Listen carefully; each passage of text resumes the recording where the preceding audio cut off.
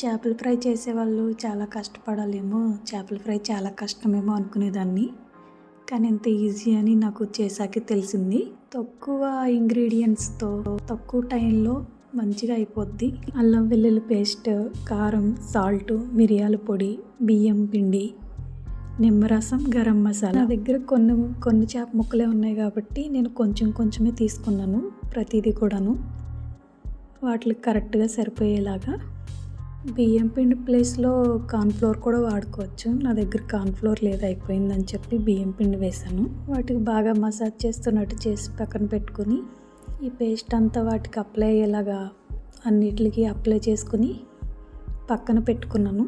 Fry చేయాలంటే oil కావాలి కదా, ఆయిల్ అయితే ఎక్కువ వేస్ట్ చేయకూడదని చెప్పి ఆయిల్ మళ్ళీ రీయూజ్ కూడా చేసుకోకూడదంటారు. మళ్ళీ వేరే వంటకానికి కూడా వాడకూడదంటారు కదా, అందుకే కొంచెమే ఆయిల్ తీసుకుందామని చెప్పి కొత్తగా ట్రై చేశాను.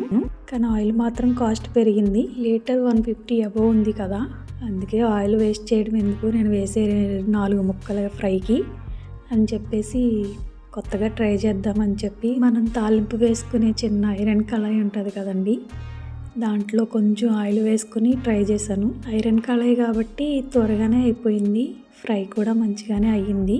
కానీ ఒక చేత్తో వీడియో తీసి ఒక చేత్తో తిప్పడం వల్ల కొంచెం ఆయిల్ కింద పడింది. 2 హ్యాండ్స్తో అయితే పర్లేదు, బాగానే చేశాను. మిగతా వాటిని కూడా రివర్స్ చేస్తున్నప్పుడు ఆయిల్ అయితే చాలా కింద పడిపోయింది.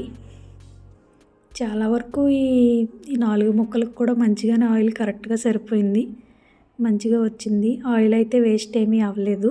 మీకు ఏమన్నా తెలుసా, చేప ఫ్రై చేసిన తర్వాత ఆయిల్ అయితే ఎందుకు రీయూజ్ చేసుకోకూడదో? మీకైతే తెలిస్తే కనుక కామెంట్ చేయండి. నాకు తెలియదు ఇప్పటి వరకు కూడా, తెలుసుకోవాలని కూడా ట్రై చేయలేదు. మీకు తెలిస్తే కామెంట్ చేయండి. లాస్ట్ ఒక ముక్క ఉందనగా గ్యాస్ అయిపోయింది సడన్గా. క్రిస్పీగా బాగా వచ్చాయి. Thank you for watching.